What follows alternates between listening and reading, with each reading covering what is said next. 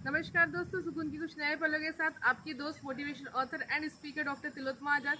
आज के सेशन में हम चर्चा करने जा रहे हैं कि भगवान के भक्त निर्धन क्यों होते।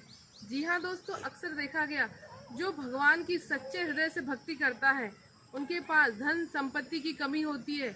वहीं जो ईश्वर के प्रति कम लगाव रखते हैं या मात्र दिखावे के लिए भक्ति करते हैं उनके पास अपार संपत्ति होती है। ऐसा क्यों होता है? एक बार नारद जी ने भगवान से पूछ ही लिया कि प्रभु आपके भक्त इतने निर्धन क्यों होते हैं। तो भगवान ने नारद जी से कहा, चलो इसका उत्तर मैं पृथ्वीलोक पर जाकर ही तुम्हें दूंगा। दोनों पृथ्वीलोक पर एक साधु का वेश धारण करके पहुंचे और जब वे वहां पहुंचे तो एक बहुत ही धनवान व्यक्ति के घर पर पहुंचे और कहा, भिक्षाम देही भिक्षाम देही। धनवान सेठ जी ने दरवाजा खोला और दरवाजा खोलते चिल्लाने लगे कि इतने सांड जैसे हो, इतने शक्तिशाली दिख रहे हो और भीख मांगते हो, जाओ कुछ कमाओ, कर्म करो और फिर उससे अर्जित धन संपत्ति कमाओ। दोनों वहां से निकल गए।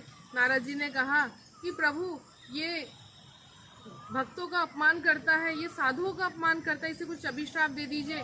तो भगवान ने कहा कि खूब संपन्न बनो, खूब धन दौलत हो तुम्हारी। और ऐसा कहकर आगे बढ़ चले। आगे थोड़ी दूर पर बढ़े कि एक कुटिया दिखी तो दोनों भक्तों और भगवान अर्थात नारद जी और श्री हरि उस बुढ़िया की कुटिया के पास गए।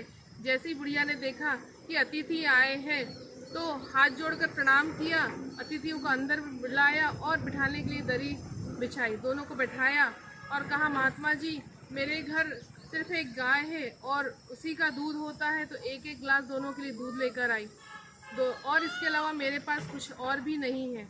इतना कहकर बुढ़िया ने दोनों गिलास दूध के दिए। भगवान और नारद जी ने भोग लगाया। उसके बाद वहां से कुटिया से प्रस्थान किया। जैसे ही जाने लगे तो नारद जी ने कहा, प्रभु इस बुढ़िया को कुछ आशीर्वाद तो दे दीजिए।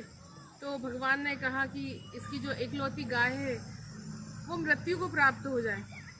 नारद जी समझ नहीं पाए।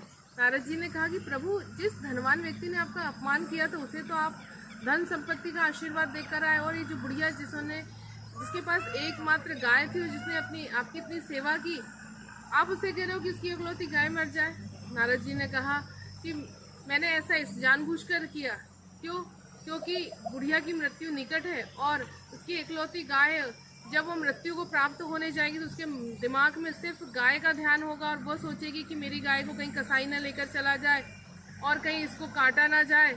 और जब वो मरते समय गाय का ध्यान करेगी तो अगली योनि उसे गाय की मिलेगी, जबकि मैं चाहता हूँ कि बुढ़िया मेरे धाम को आए। और जो धनवान सेठ था